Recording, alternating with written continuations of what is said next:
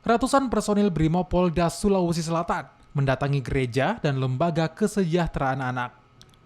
Mereka punya tugas berbeda hari ini. Bukan untuk pengamanan, tetapi untuk menghibur anak-anak. Personil Brimob ini menggunakan kostum Sinterklas. Tak hanya menghibur anak-anak, mereka juga berbagi hadiah seperti permen, susu, hingga mainan.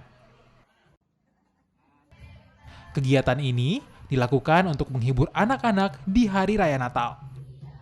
Ya, hari ini kami jajaran Satbrimob Polda Sulsel akan berbagi kasih dan berbagi cinta. Kami menyadari bahwa apa yang kita berikan ini tidak seberapa, tetapi kami akan menyentuh kepada anak-anak kami yang ada di wilayah yang akan melaksanakan Hari Natal. Semoga apa yang saya berikan atau kami berikan ini bisa memberikan kesenangan kepada anak-anak kami yang akan melaksanakan perayaan Hari Natal. Saat Hari Natal tiba, sudah sepatutnya disambut sukacita dan berbagai kegembiraan.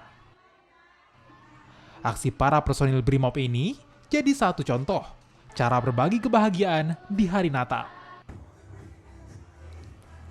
Rama Pratama, Kompas TV, Makassar.